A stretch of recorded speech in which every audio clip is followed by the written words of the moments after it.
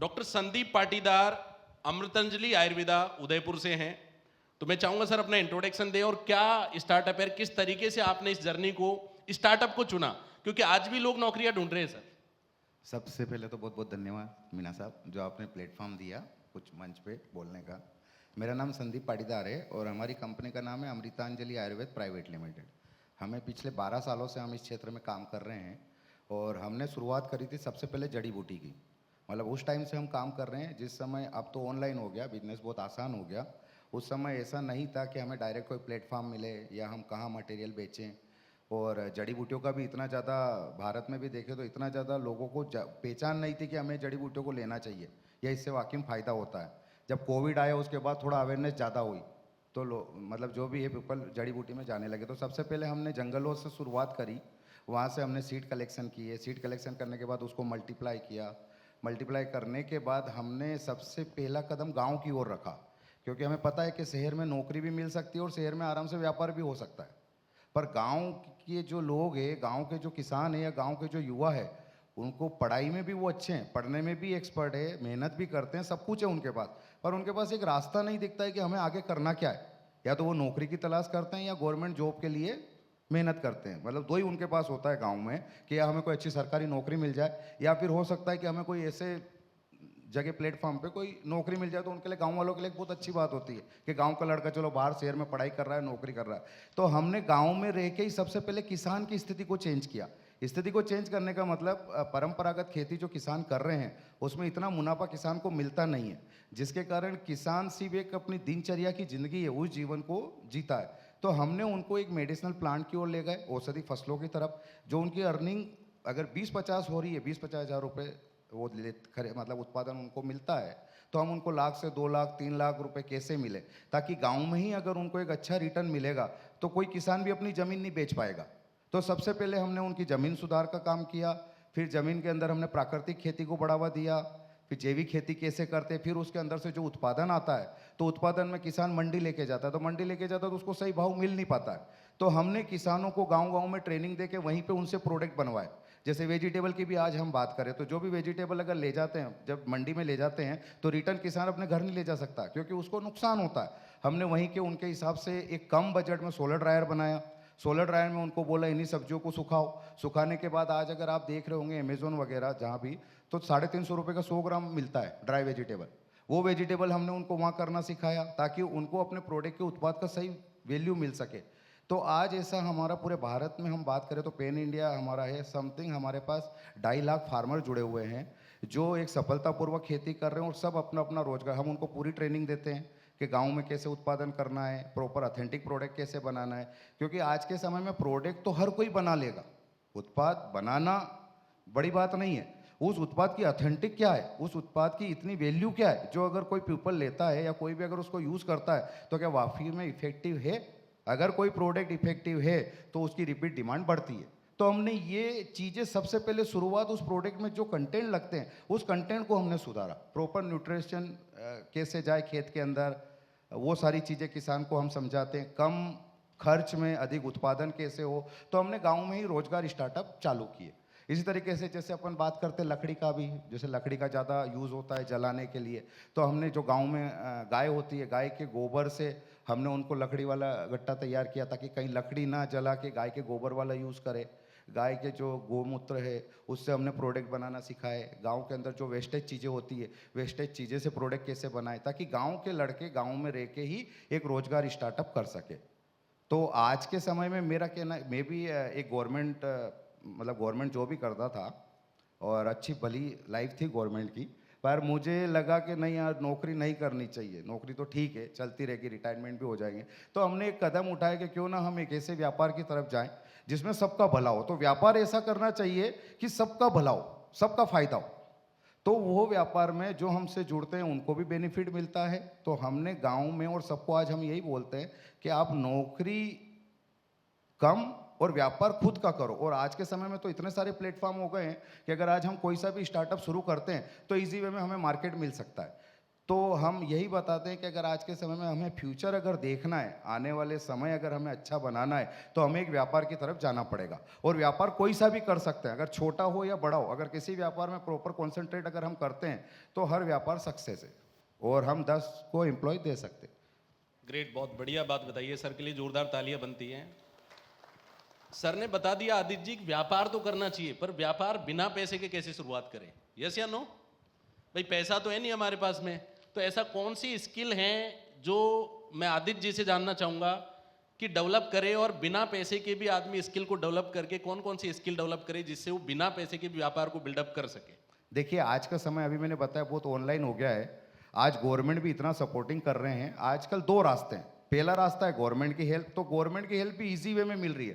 पहले 50,000 लाख रुपए का लोन लेने के लिए 2-2, 6-6 महीने, साल-साल भर चप्पल घिस जाती थी। आज आधार कार्ड के ऊपर आपको 1 लाख का लोन गवर्नमेंट दे रही है। तो आप चाहो तो एक छोटे से शुरुआत कर सकते हो। और सबसे बड़ी चीज, व्यापार वो करो जिसमें आपको रुचि हो। मतलब व्यापार भी एक बहुत बड़ा इंटरेस्टिंग टॉपिक है कि अपन सोच रहे कि ठीक है करना है, वो अलग है। अगर आपको जो लगता है कि मुझे यही व्यापार करना है, अगर उस व्यापार में प्रॉपर इंटरेस्टेड के साथ हो तो 100% आप 100 गुना ज़्यादा सक्सेसफुल हो सकते हो। चाहे अपने पास 100 रुपये भी होंगे तो भी हम व्यापार सफलतापूर्वक कर सकते हैं। व्यापार करने के लिए पैसा नहीं चाहिए, व्यापार को बढ़ाने के लिए पैसा चाहिए। तो जब अगर आपके पास स्किल होगी, आप एक बार शुरुआत करोगे, ऑटोमेटिक आपका व्यापार चलता रहेगा। उसके पीछे कॉन्सेंट्रेट करना है और प्रॉपर हमें ध्यान देना है। ग्रेट, बहुत। डॉक्टर संदीप पाटीदार से हम जानना चाहेंगे कि सर आयुर्वेदा का क्या स्कोप है और क्यों आयुर्वेदा को अपनाना चाहिए? क्योंकि आज तो हर जगह क्लिनिक है, हर जगह डॉक्टर हैं और बड़ी बड़ी 5 स्टार होटलों जैसे हॉस्पिटल्स हैं, तो हम फिर जड़ी बूटियों की तरफ क्यों वापस लौटे? बड़ी मुश्किल से तो वहां से हम निकले। देखिए, सबसे बड़ी बात तो ये कि जैसे हम बचपन से ही शुरुआत करते हैं, जब हम इस दुनिया में आते हैं, वहाँ से लेकर पूरा मनुष्य जीवन, तो हमारा जो आधार है वो आहार है, खाना। जब बच्चा होता है, बड़ा होता है, खाता है, खाना मतलब हमारा मेन काम के साथ जीवन में अगर मनुष्य का है तो आहार सबसे ज़्यादा जरूरी माना गया है कि आहार खाएगा तो ज़्यादा लंबी उम्र जिएगा, ये एक कहते हैं। फिर उसमें लिखा है कि जैसा अन्न वैसा मन। ठीक, तो ये सारी चीज़ें पहले, कई सालों पहले ये सारी चीज़ें लागू होती थी, क्योंकि मनुष्य क्या था, पूरा ऑर्गेनिक खाता था, जैविक खाता था, कोई केमिकल नहीं था भोजन के अंदर। तो हमारे शरीर को किसी बीमारी, कोई बीमारी की ज़रूरत नहीं थी। पहले ऐसी बीमारियां नहीं होती थी, जो आज के समय में यही पता नहीं कि 10 सेकंड के बाद क्या होगा। तो मनुष्य शरीर के अंदर 700 प्रकार के ऐसे केमिकल कंटेंट है, जो हम कितना भी दवाई कर लें या कितना भी मतलब कुछ भी दवाई ले लो, वो शरीर के अंदर से नहीं जाएगा। क्योंकि हमारे शरीर में जो भी तकलीफ होती है, हम क्या करते हैं, सीधे एलोपैथिक पे जाते हैं, मतलब डॉक्टर के पास जाते हैं। फिर डॉक्टर जो भी हमें ट्रीटमेंट देता है, टेबलेट देता है, उससे साइड इफेक्ट बहुत होते हैं। वर्तमान में राहत मिल जाती है, पर उसी का जो साइड इफेक्ट है वो आने वाले समय में बहुत खतरनाक होता है। तो इंसान क्या करता है कि सबसे बड़ी चीज़ है कि अगर मनुष्य को जीवन को अगर जीना है और सरल तरीके से और लंबा जीना है, तो हमें आयुर्वेद की ओर आना पड़ेगा। आयुर्वेद में सबसे बड़ा फायदा यह है कि आप आयुर्वेद में कोई सी भी जड़ी बूटी खाओ, उससे फायदा ही होगा, नुकसान नहीं होगा। आज दिन तक कोई ये क्लेम नहीं कर सकता कि अश्वगंधा खाने से मैं पागल हो गया, अश्वगंधा खाने से मुझे डाइजेशन हो गया। मतलब आयुर्वेद तालियां बनती है, सही बात है। आयुर्वेदा से कोई पागल तो नहीं हो सकता है, आयुर्वेद आप कुछ भी खाओ, आपके शरीर में फायदा ही देगा, साइड इफेक्ट नहीं करेगा। हो सकता है आज फायदा नहीं देगा, क्योंकि आपके अंदर बहुत सारे केमिकल है, बहुत सारे ऐसे विषाणु है जिसको तुरंत इफेक्ट नहीं करेगा, पर धीरे धीरे जब वो शरीर के अंदर जाएगा तो आपका शरीर एक जो पुरानी जितनी भी चीजें हैं, जितनी भी बीमारियां हैं, वो धीरे धीरे खत्म करेगा। और आयुर्वेद में सबसे बड़ा फायदा एक ही है कि अगर आयुर्वेद से हमारे शरीर को इफेक्ट पड़ेगा तो वो जड़ तक खत्म कर देता है, और एक नई जिंदगी, पुनर्जीवन जो होता है वो आयुर्वेद दे सकता है। मतलब आयुर्वेद में इतना ज़्यादा पावरफुल है कि आज के समय में अगर मनुष्य जीवन को लंबा जीना है तो आयुर्वेद को अपनाना पड़ेगा। और आयुर्वेद ही एक जीवन का संजीवनी है। बिल्कुल, आयुर्वेद का शाब्दिक अर्थ होता है आयु प्लस वेद। उसका जो संधि विच्छेद है, आयु मतलब एज और वेद का मतलब विज्ञान है। एज बढ़ाने का विज्ञान ही आयुर्वेद कहलाता है। आयुर्वेद और एज क्यों बढ़ानी चाहिए? क्योंकि जो 100 साल जो इंसान जीता था, आज कितने पे आ गया? 60। वो भी गारंटेड नहीं है, 40 के बाद तो कोई गारंटी नहीं है। तो एज हमारी कम हो गई। पहले जो 100 साल इंसान जीता था, आज 50-60 पे आ गया। तो आयुर्वेदा आपकी एज को एक्सपेंशन करता है। और एज बहुत जरूरी है। आज का आदमी फ्रस्ट्रेशन में इसलिए है, पहले के आदमी के पास 100 साल होते थे, 25 वो पढ़ाई करता था, 25 शादी वादी वो भी एंजॉयमेंट, उसके बाद 25 वो सोशल लाइफ, और 25 वो पहाड़ों में जाकर के तपस्या भी कर लेता था। यस या नो? अभी क्या तुरंत आदमी को पैदा होना है, पढ़ना है, 2-4 साल नौकरी करना है, फिर मरना है, तो वो परेशान है, व्हाट विल आई डू? तो आयुर्वेदा इस एक बड़ी प्रॉब्लम को सॉल्व कर रहा है। यूथ को हम व्यापार की तरफ लेके आए, और आप किस तरीके से इसमें काम कर रहे हैं या सहयोग कर रहे हैं? देखिए सर, सबसे पहले यूथ का सबका अलग अलग सिस्टम होता है। कोई बिजनेस करना चाहता है, कोई नौकरी करना चाहता है। और अभी जैसे हर समय अगर हमें कोई बिजनेस करना है तो सबसे बड़ी चीज़ होती है अवसर। अवसर कभी भी मिले, जो अवसर एक्सेप्ट करो, उसको आगे करके कन्वर्ट करो, वही बिजनेस हो गया। पर डॉक्टर साहब, आपके पास दोनों एक्सपीरियंस हैं, आपने गवर्नमेंट जॉब भी किया है और आप बिजनेस अब भी कर रहे जैसे हैं, कि तो अभी बेस्ट मैं- क्या है वो बताओ। अभी जैसे मैं यहाँ बैठा हूँ तो मेरे हिसाब से बिजनेस ओके फ्लिप भी है, ये भी एक बिजनेस ग्रेट, है। जोरदार तालियां बनती है सर। भाई आज अगर हम ओके फ्लिप में जुड़ते हैं, हम हमारे खुद आत्मनिर्भर है, हम खुद व्यापार करेंगे। जो व्यापार में हमें स्ट्रगल करना है वो सब ओके फ्लिप ने पहले आपके लिए प्लेटफॉर्म तैयार किया है। आपको सिर्फ बिजनेस करना है, हिस्सा बनना है, ये एक व्यापार हुआ। तो व्यापार करने के लिए हमें जो चाहिए, जो प्लेटफॉर्म चाहिए, या फिर हमें इंफ्रास्ट्रक्चर चाहिए, पॉलिसी चाहिए, प्लानिंग चाहिए, एम्प्लॉय चाहिए, वो सारी चीज़ें हमें करने के पहले बहुत सारी चीज़ें सीखनी पड़ती है कि क्या हमें व्यापार में क्या क्या चीज़ों का ध्यान रखना है। क्योंकि कई व्यापार में जब युवा आए हैं, तो आज के समय में युवा जब कोई नया स्टार्टअप की तरफ आते हैं तो उनको कई लोग फेलियर भी दिखते हैं, जिन्होंने बिजनेस किया, लॉस हुआ, फिर बैठ गए, वापस जॉब कर ली। तो सबसे बड़ी चीज़ है कि हम जब भी कोई बिजनेस की शुरुआत करें तो हमें पूरी प्लानिंग करनी चाहिए, पूरा सोचना चाहिए। हम मानते हैं हमेशा पॉजिटिव होना चाहिए, पर बिजनेस की कोई शुरुआत करें तो सबसे पहले नेगेटिव होना चाहिए। अगर नेगेटिव में आपने सॉल्यूशन निकाल लिया कि अगर ऐसा होगा तो मैं ऐसा करूंगा, ऐसा होगा तो ऐसा करूंगा, मतलब समाधान, समस्या का समाधान अगर निकाल लिया तो आप कोई सा भी स्टार्टअप करोगे 100% आपका सक्सेस होगा। और वही व्यापार है। तो व्यापार करने के लिए आज के युवाओं को सबसे ज़्यादा अर्निंग, मनी फास्ट होनी चाहिए। मतलब ये आज की सोच है कि अगर कोई भी व्यापार में जाएगा तो वो यही सोचेगा मुझे अर्निंग कितनी होगी, मेरा फाइनेंशियल स्ट्रॉन्ग कितना होगा, प्रॉफिटेबल कितना होगा, उसके आधार पर वो व्यापार चुनते हैं। तो व्यापार चुनने के लिए सबसे पहले हमें सीखना भी जरूरी है।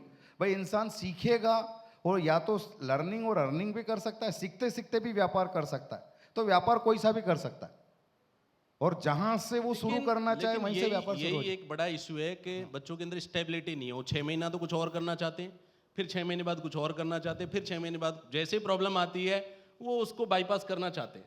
तो आप क्या बोलना चाहते हैं इस पे? बाईपास करना चाहिए या लग के एक जगह थोड़ी सी मेहनत करनी चाहिए? देखिए, अगर जब भी हम कोई व्यापार शुरू करेंगे तो व्यापार करना इतना भी आसान नहीं है जो हम देखते हैं कि ठीक है आज बिजनेसमैन या जो भी है इतने ऊपर है, क्या इनका वो रहा।